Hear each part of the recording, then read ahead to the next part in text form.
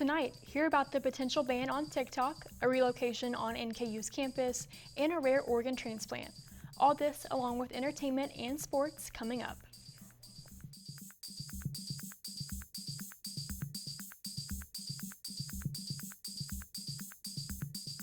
Welcome to this week's Norse World Report. I'm Emily Sisk. Thanks for joining us. Pro-Palestinian protests are taking place at major American universities, prompting some school officials to take extraordinary steps to confront the growing crisis. Texas state troopers in riot gear, including some on horseback, began breaking up a group of pro-Palestinian protesters at the University of Texas. And at University of Southern California, officers and protesters clashed. Meanwhile, House Speaker Mike Johnson visited Columbia University today and called on the university's president to resign. Melissa Rainey has more. Pro-Palestinian protests are erupting at universities across America. This was the scene at the University of Southern California Wednesday afternoon, and at the University of Texas in Austin, a large group of students walked out of class today as part of a pro-Palestinian demonstration.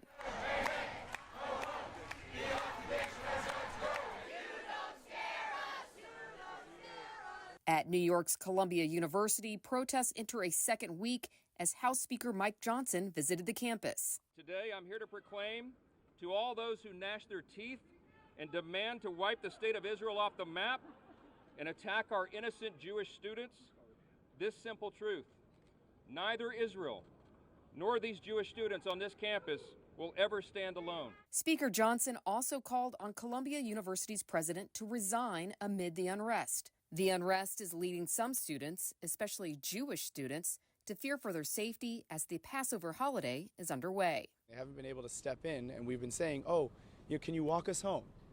Could you please stop these people from harassing us? And it's hard because they kind of just are like, they shrug their shoulders, and there's no enforcement of policy. That's the real issue. Columbia University says it will extend a remote class option through final exams. I'm Melissa Rainey reporting. The Pentagon says the U.S. delivered long-range missiles to Ukraine earlier this month. The Biden administration had previously refused to send such missiles. However, the Biden administration secretly approved their transfer in February for use inside Ukrainian territory. The Pentagon says the missiles were then quietly included in the $300 million aid package announced in March, and they were delivered to Ukraine this month. The initial secrecy was hoped to maintain operational security at Ukraine's request. More of the missiles are expecting to be included in the new military assistance package the Pentagon announced Wednesday. Last fall, the U.S. first sent Ukraine mid-range missiles, which can reach about 100 miles. The longer-range versions can reach as far as 190 miles. Ukrainian officials have been asking the U.S. in private and in public for the long-range missiles to target deeper behind Russian lines. U.S. officials previously resisted, citing supply issues and concerns about further provoking Russia if they are used. President Joe Biden signed a bill Wednesday that could lead to a nationwide TikTok ban. Congress had passed the bill this week as part of a wide-ranging foreign aid package meant to support Israel and Ukraine. The legislation poses the most serious risk to TikTok since U.S. officials began raising concerns about the app in 2020. Michael Yoshida explains what this means for users here in the U.S. This bill would ban TikTok from U.S. app stores, also restrict how users can interact with its content, a move that could impact tens of millions of users here in the U.S. The clock may soon be running out for TikTok and its more than 170 million users in the U.S. A lot of TikTok users, as you would expect, aren't very happy about this. TikTok brings in lots of money for them. President Joe Biden signing a bill Wednesday, giving ByteDance, TikTok's Chinese parent company, 270 days to sell or spin off the social media platform. Otherwise, it will be banned from U.S. app stores. Congress is acting to prevent foreign adversaries from conducting espionage, surveillance, maligned operations, harming vulnerable Americans, our servicemen and women, and our U.S. government personnel. Some experts say this bill does not prioritize the right issues. Really what the U.S. needs to do, if it's worried about data collection, is pass comprehensive privacy legislation that would regulate the kind of data that all social media platforms and tech companies can collect on us and keep on us and share on us. Because even if TikTok goes away, there's nothing stopping the Chinese government from buying data and information about Americans from data brokers and other social media platforms. TikTok is fighting back, calling the legislation unconstitutional. CEO Shou Chew vowed to take the issue to court. Rest assured, we aren't going anywhere. And this legislation sets a deadline of January 2025 for sale. However, President Biden, he could extend that deadline by about another 90 days if he feels that progress has been made towards getting a sale done. In Washington, I'm Michael Yoshida reporting. Vice President Kamala Harris wrapped up her latest visit to Wisconsin, marking her third journey this year to the pivotal battleground state. Harris first met with nursing home employees to discuss affordable health care. Then she was asked about the legislation, which will potentially ban TikTok. Signs legislation into law that could potentially ban TikTok? Well, let me be clear. We do not want to ban TikTok, and that is not our intention at all. We're not trying to ban TikTok. We're basically saying we got to pay attention to who the owner of TikTok is. Some experts believe companies like Microsoft, Google, or Meta would be best suited to take ownership of the platform. And now let's take it over to Cole to see what's coming up in entertainment. Thank you, Emily. Tonight I will give you the details on a large sculpture made for a famous female artist, a new film starring Jennifer Hudson, and a list of the 2024 inductees to the Rock and Roll Hall of Fame when we come back. Foster care. I never knew when I would have to move, so I always had my suitcase ready to go. Then one day I was adopted. My new parents opened their hearts and home to me. My parents cook my favorite breakfast for me every morning. My parents take me on trips I never thought I would go on. They gave me a home and an even better reason to use that suitcase. My parents aren't perfect, but they're perfect for me. I'm Jenny Garth, and as a mother of 3, I know kids worry about a lot of things. Getting enough food to eat shouldn't be one of them. But here in America, that is a real worry for 1 in 5 children. This is unacceptable, and something Feeding America is working to solve. Through a nationwide network of food banks, Feeding America serves virtually every community in the United States, including yours. See how you can help your community. Visit feedingamerica.org. Together, we can solve hunger. Together, we're Feeding America. Dad? Just 1 minute, okay? Hey, Bobo, do trees tell each other stories? I'm sorry. I'm afraid I don't know that. Hey, why don't we go find out?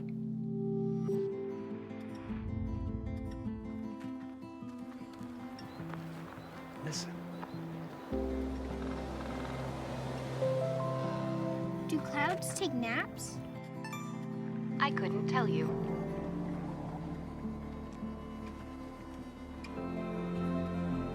Can birds draw pictures? I don't have an answer for that. Dad, do stars visit their friends? Look!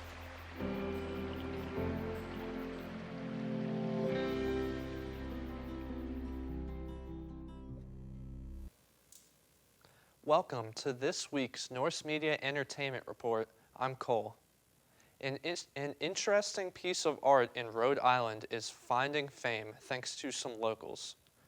They are sharing this 8-foot tall guitar in a slab of granite. It has sat in a westerly parking lot for almost a decade.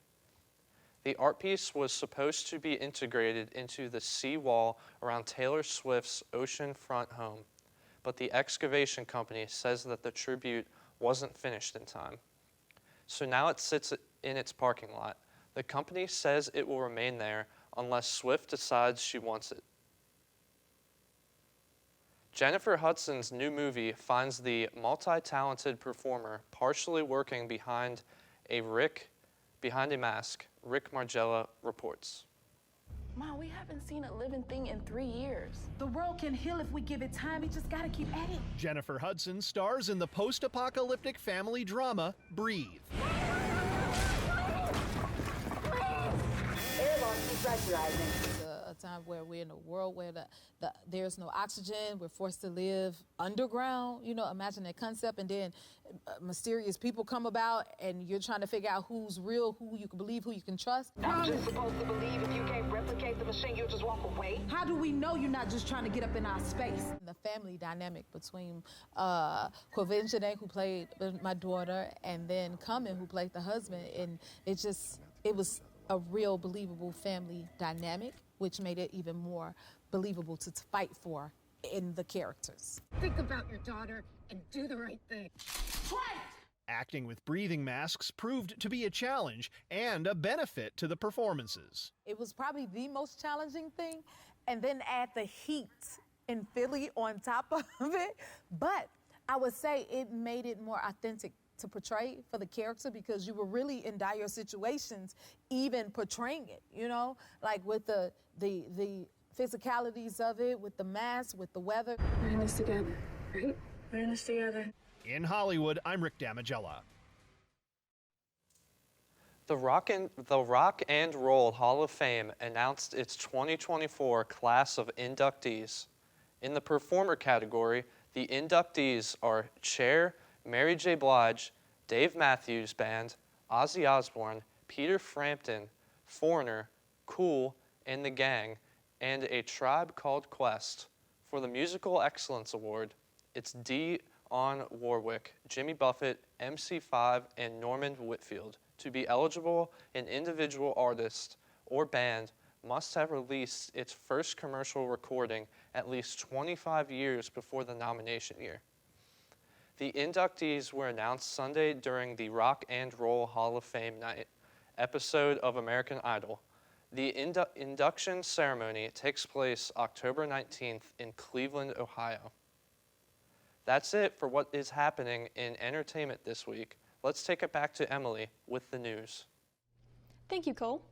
Looking now at campus news, $125 million have been allocated by the Kentucky General Assembly to move NKU's Law School and UK College of Medicine to Covington. Killian Barlair of The Northerner reported on this new development. The new site will be called the Commonwealth Center for Biomedical Excellence and will be located on a plot of 23 acres known as downtown Covington's Central Riverfront site. The city has plans to continue developing the land.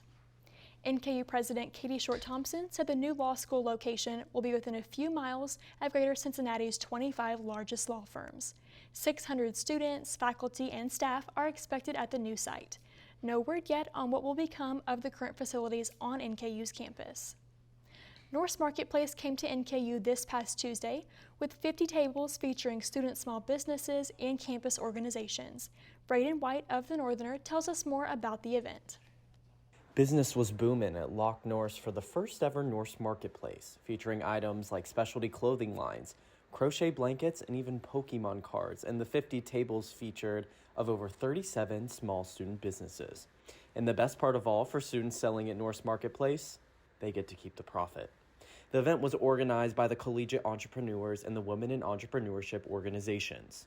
The Northerner spoke with 3 student businesses about some of the items they offered at Tuesday afternoon's event. I'm Jaden Johnson, and I'm Jahila Cook. So we kind of just brought like a variety of things that we had. It's kind of like a yard sale sort of business, plus her crocheted items that she does. Yep. Johnson and Cook say that their favorite parts of the event is seeing what other student businesses have to offer, as well as meeting new people. Meeting new people.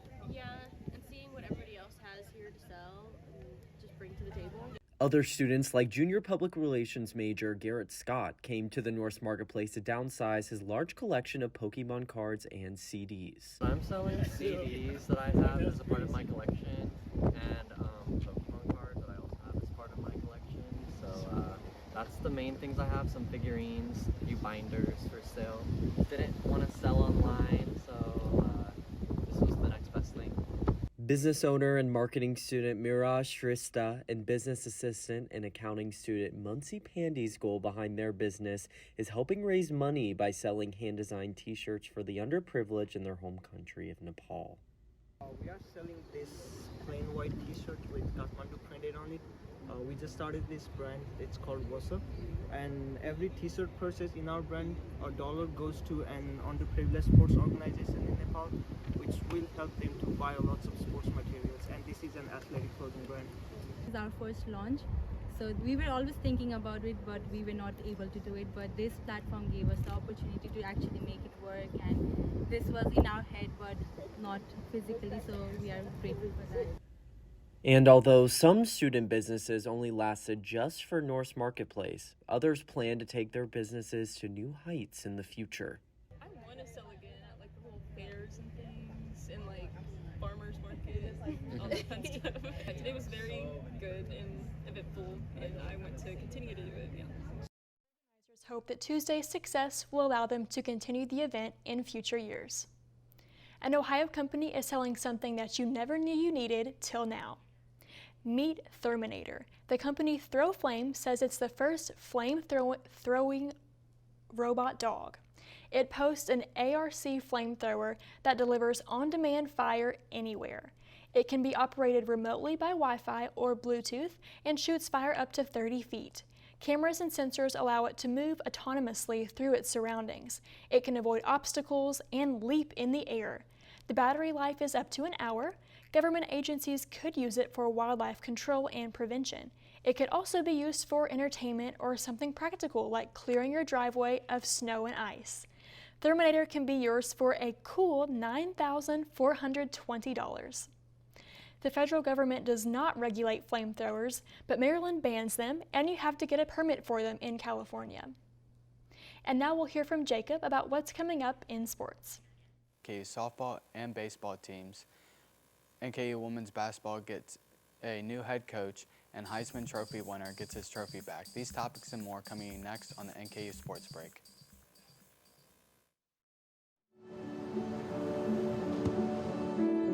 I don't remember how it started. Go to that. Oh boy. Our back and forth. It always came back.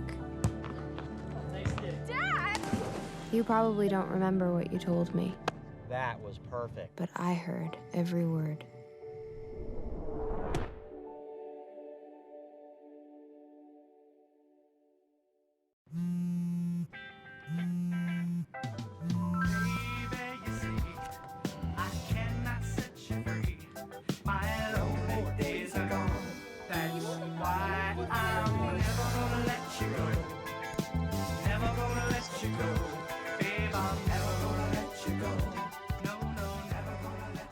Here you go.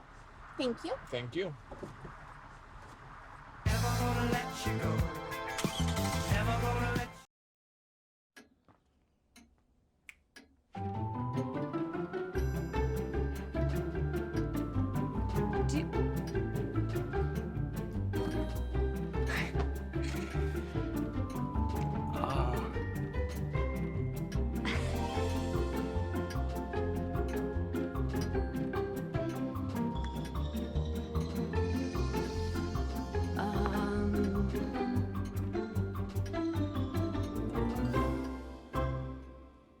Listen, you're my friend. I noticed you haven't really been yourself recently.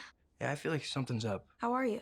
Are you okay? Is there anything you want to talk about? I just want to know how you're feeling. And listen, even if you don't know what to say, I'm here to talk. No matter what you're going through, I just want you to know I'm here. I've got your back. when you want to talk, I'm here.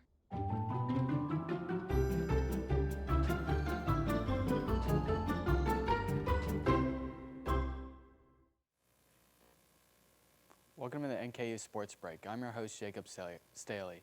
The NKU baseball team is on a 3-game losing streak. They lost their last game to Xavier Wednesday, losing 7-6. Their next game is against Milwaukee Friday at 3. They beat Milwaukee earlier in the season, winning all 3 games by a wide margin. They moved to 24-16 on the season. The NKU softball team won their last game against Bellarmine, winning 3-0. Their next game is a home game against Detroit Mercy on Friday at 4. They moved to 19-17 on the season.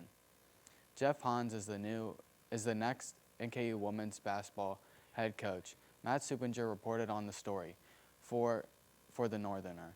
In an opening statement at his introductory press conference Monday, Hans said, "We are looking forward to creating a positive culture through integrity, trust, and gratitude that will lead to success on the court, in the classroom, and in the community."